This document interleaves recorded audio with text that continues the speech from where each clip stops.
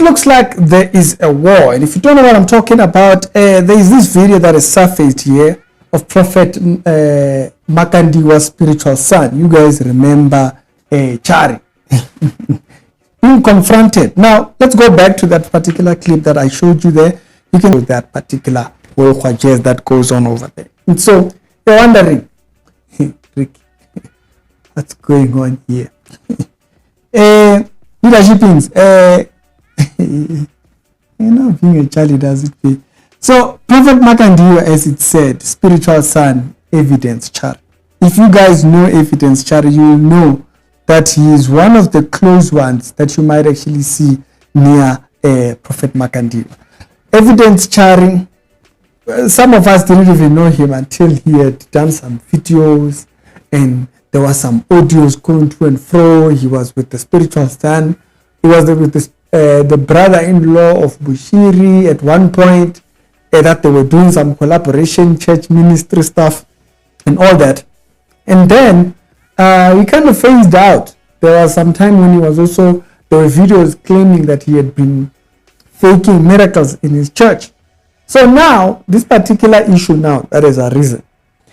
According to as far as I could actually find, if you go back into this main page here, there is this lady, I think at one particular point she had been a ministry television, a KTV thingy, and she is Prophetess Hadash Caroline. I think that's the name of the lady. That's the person that's up, that's confronting him there. Now, there's also an article. We'll go back and confirm with that article what's been said. So the issue here is about a car. Okay? They said the man then, you have a car that we are here to repossess. We are looking for our car. That's the kind of a situation we have here, and the kind of a situation that we are dealing with. It's the Actuality Show with daily Christian commentary videos. Now, before I go any further, let's open this up before it got to the fight, what was happening in that particular clip. And so, in the beginning, when this entire thing, she comes up and she confronts him. She's the lady in, that's her right there.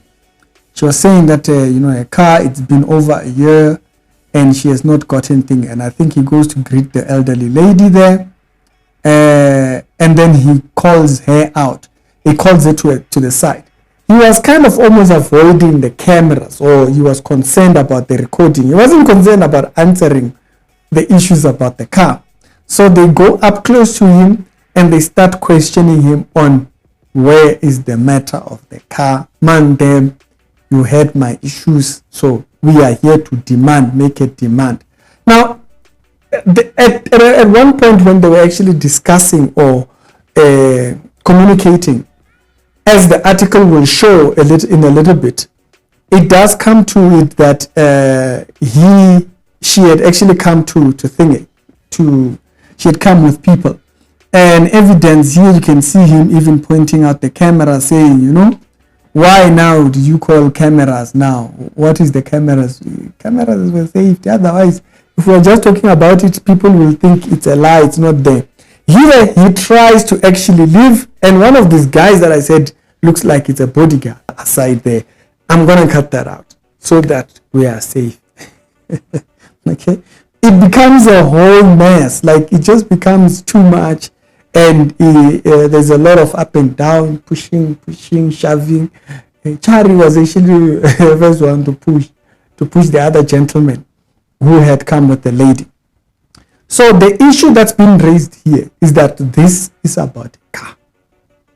Man, them, you have people's cars, they want their car back. So, man, them, what's happening with the car? Azolan, I'm going to say it now. I'll say it tomorrow. I'll say it the next day if there is actually need.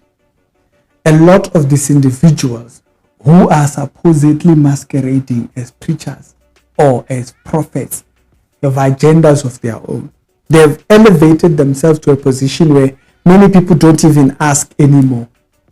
They don't even ask. Some people actually even allow themselves to be defrauded and go quiet. Okay? It goes with one particular other one. Now, some people might actually be more willing to listen to this one and say, Southern African prophets are like that. But then when it's said about one particular other prophet said to have been doing funny things and whatnot up there in Africa, it's somehow disbelief. It's in disbelief. But when it's said about someone in Southern Africa, it's more believable. Why is it that that's the case in this particular thing? Most of these individuals are dubious in how they are in their private life and how they are with people in general.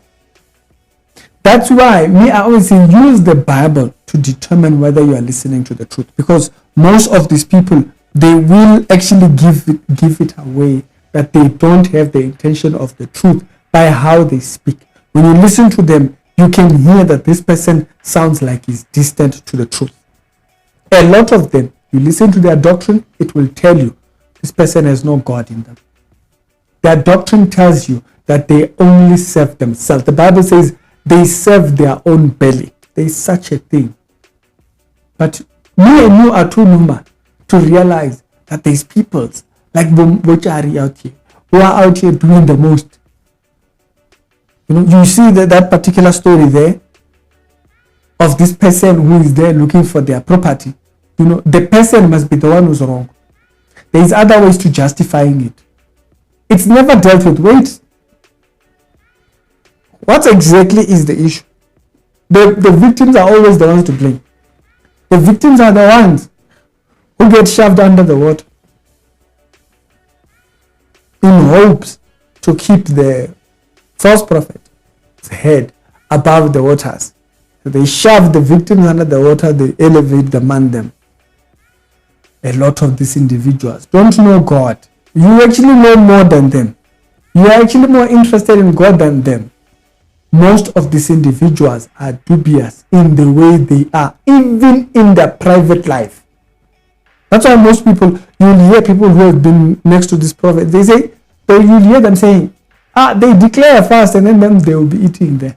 As a matter of fact, people close to them will tell you, no, they're the ones who will be giving people food because they don't practice those things that they tell others to. They live far from what they actually tell other people to do.